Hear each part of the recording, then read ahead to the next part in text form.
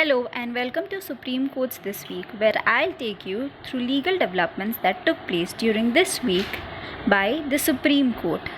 The first case in which Supreme Court has held that the telecom companies who are liable to pay AGR dues shall make payment of 10% of dues by March 31st, 2021. A bench headed by Justices Arun Mishra rejected the prayer of the Department of Telecommunications seeking payment by telecom companies in a staggered fashion, spanning over 20 years, and instead allowed the telecompanies to make payments in a period spanning 10 years. Court further held that, in case of any default in making payment of annual installments, interest would become payable as per agreement, along with the penalty and interest on penalty, and would be punishable by the contempt of court. On the issue whether spectrum can be a subject matter of resolution process, the Justice Mishra led bench stated that it has asked the NCLT to decide the same. In this case, the Supreme Court protected those accounts from being declared as non-performing assets which were not classified as non-performing assets on 31st August till case is disposed of. The bench was hearing pleas seeking extension of COVID-19 induced loan moratorium and waiver of acquiring interest. While adjourning the case for a week, the court granted protection to petitioners to the extent of not being declared as non-performing assets till the case is disposed of. The case will now be heard on Thursday, September 10. MC Mehta versus of Union of India, in which the Supreme Court has observed the removal of nearly 48,000 slum dwellings around 140-kilometer length of railway tracks in New Delhi within 3 months, and has further directed that no court should grant any stay on removal of the slum. A bench, in order to pass on August 31st, further stated that in case any interim order is granted with respect to encroachments which have been made along railway tracks, that shall not be effective. The order was passed in the MC Mehta case, in which the Apex Court has been passing a slew of directions from time to time since 1985 in issues related to pollution in and around Delhi. The top court has observed that the serving judicial officers cannot invoke Explanation A of Article 217 of the Constitution to club with their judicial service the experience that they had at the bar before joining judicial service to claim eligibility for considering them for alleviation as High Court judges. The bench observed that such a benefit of clubbing can be allowed only to a person who held a judicial office and later became an advocate.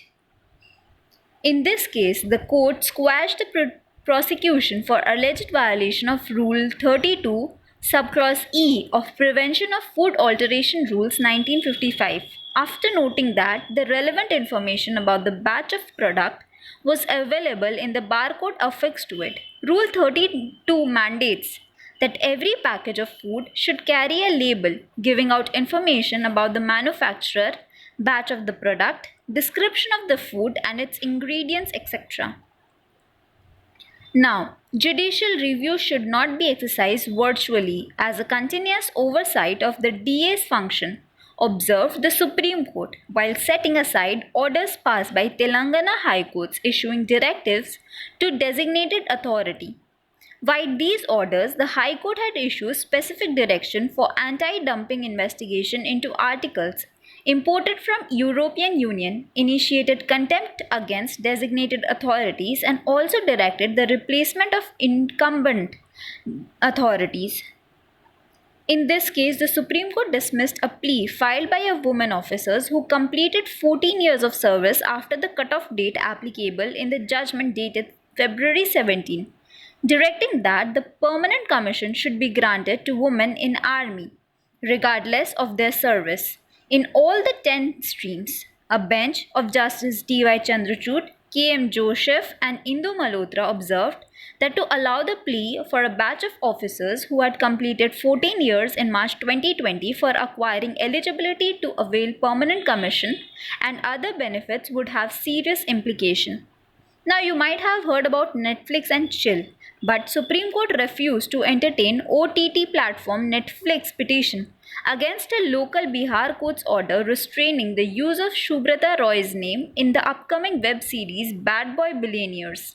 The bench, presided over by CGI, asked Netflix to approach the appropriate forum for relief and stated that the Supreme Court was not that forum. Appearing for the OTT platform, senior advocate Mukul Rohtagi informed court that the series was due to be released today, which was necessitated an urgent hearing.